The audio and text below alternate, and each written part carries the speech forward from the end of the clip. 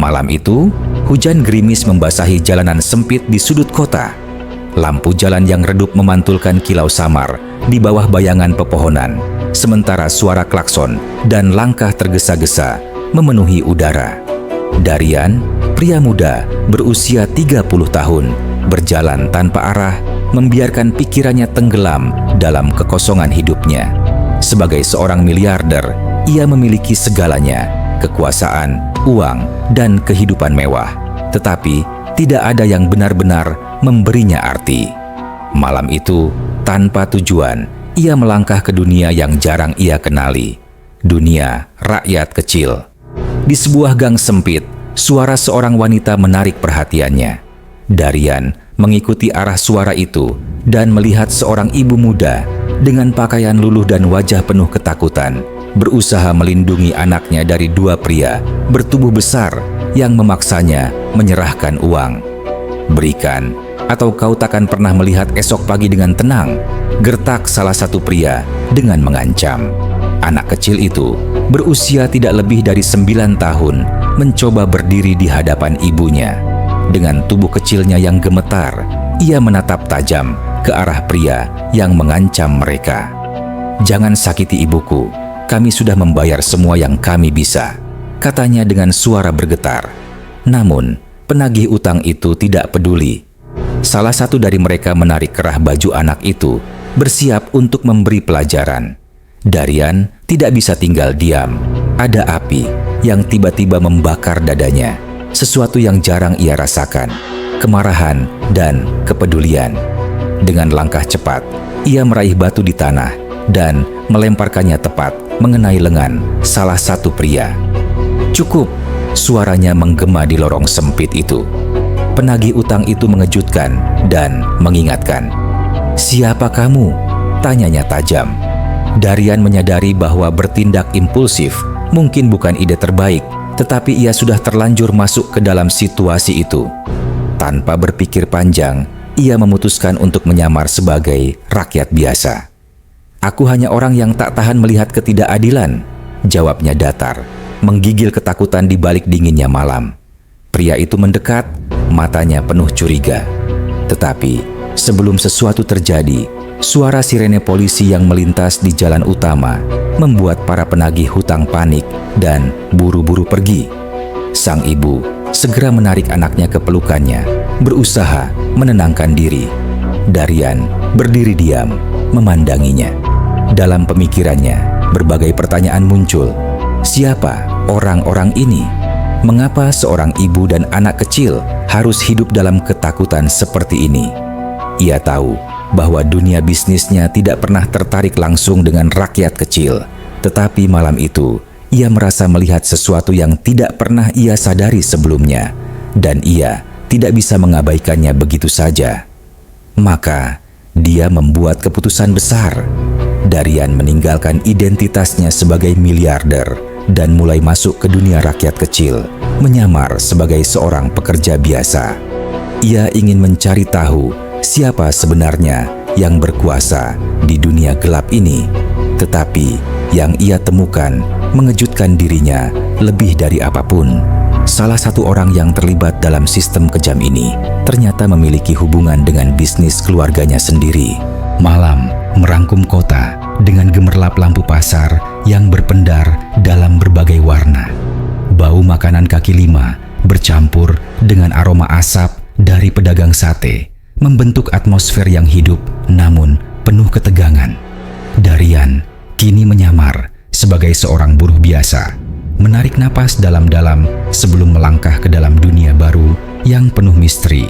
Pasar malam, tempat berputarnya uang, harapan, dan ketakutan. Sebagai seorang miliarder, Darian terbiasa dengan keputusan bisnis berkelas dan meja rapat yang penuh strategi. Namun, malam ini berbeda.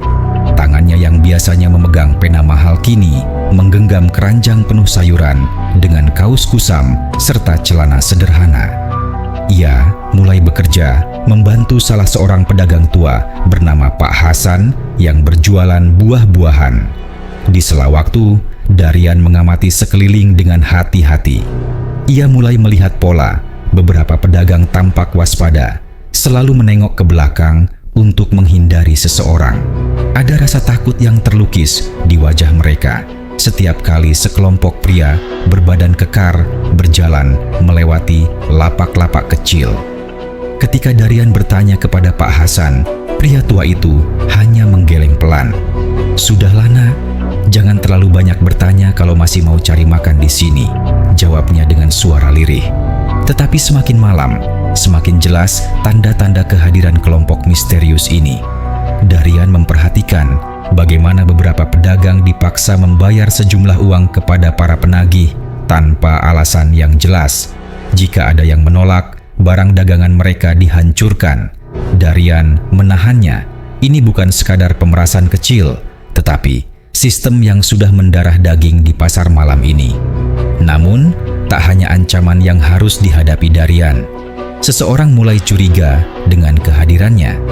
Di sudut pasar, seorang wanita bernama Mira dengan sorot mata tajam dan gerak-gerik penuh ketenangan memperhatikan Darian. Sebagai seorang pedagang, Mira telah lama mengenali setiap orang yang bekerja di pasar, dan Darian bukan salah satunya. Namun, yang paling menarik perhatiannya bukan hanya keberadaan pria itu, tetapi cara Darian bergerak, berbicara, dan bertindak. Ada sesuatu yang tidak biasa tentang dirinya. Gerakan tangan Darian saat mengambil barang terlalu teratur, seolah kebiasaannya bermula dari kehidupan yang lebih disiplin. Saat berbicara dengan pelanggan, bahasanya terlalu tertata dan jelas, tidak seperti buruh biasa. Ada momen ketika Darian secara refleks menyebut harga barang dengan analisis seperti seorang pebisnis, membuat Mira semakin curiga.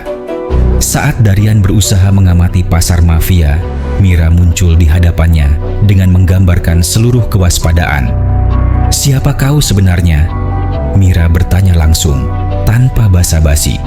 Darian terkejut, tetapi dengan cepat menutupi kegelisahannya. "Aku hanya orang baru yang mencari pekerjaan," jawabnya sambil tersenyum. Tetapi Mira tidak mudah percaya. Orang seperti kita tidak berbicara seperti itu. Darian menyadari bahwa ini lebih dari sekedar percakapan santai. Jika Mira terus menggali, penyamarannya bisa terbongkar lebih cepat dari yang ia rencanakan. Ia harus tetap bermain aman. Di satu sisi, ia harus tetap bermain aman. Di sisi lain, Mira mungkin adalah kunci untuk memahami lebih dalam tentang jaringan gelap yang mengendalikan pasar malam ini. Dan sekarang, Darian harus memutuskan langkah berikutnya. Apakah dia akan menjauh dari Mira atau justru bekerja sama dengannya untuk mengungkap kejahatan yang terjadi di balik gemerlap pasar ini? Malam semakin larut, tetapi pasar malam tetap hidup. Lampu neon berkedip-kedip di atas lapak-lapak kecil, sementara riuh suara pedagang yang menawarkan dagangan berpadu dengan percakapan pelanggan. Di tengah keramaian itu, Darian melangkah dengan hati-hati. Ia bukan sekadar seorang buruh biasa. Di balik penyamarannya, ia menelusuri jejak kejahatan yang tersembunyi di bawah gemerlap pasar malam. Sejak dia tiba di pasar malam, Mira tidak pernah melepaskan Darian. Wanita itu selalu berada dalam persaudaraan, berpura-pura sibuk dengan dagangannya, tetapi sesekali melirik dengan penuh curiga. Darian menyadari kehadirannya, tetapi memilih tetap tenang. Mira bukan orang biasa, pikirnya. Pandangannya terlalu tajam, penilaiannya terlalu cermat. Bukan hanya seorang pedagang, ada sesuatu. Ia bukan hanya seorang pedagang, ada sesuatu tentang dirinya yang berbeda. Darian harus memastikan bahwa ia tetap berada pada satu langkah di depan, atau Mira dapat membahayakan penyamarannya lebih cepat dari yang ia perkirakan.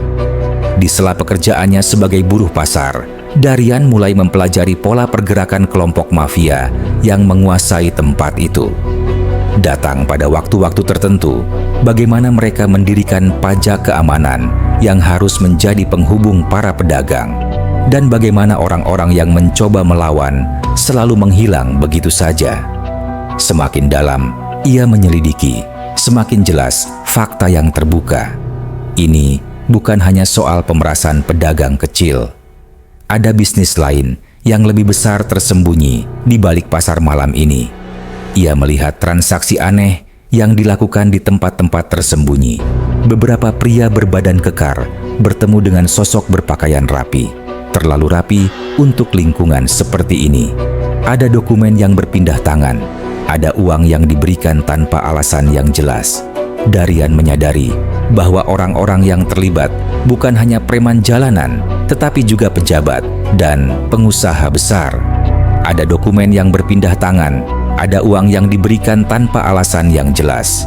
Darian menyadari bahwa orang-orang yang terlibat bukan hanya preman jalanan, tetapi juga pejabat dan pengusaha besar. Ia semakin memasuki sistem ini, sesuatu mulai berubah. Darian mulai merasakan keanehan.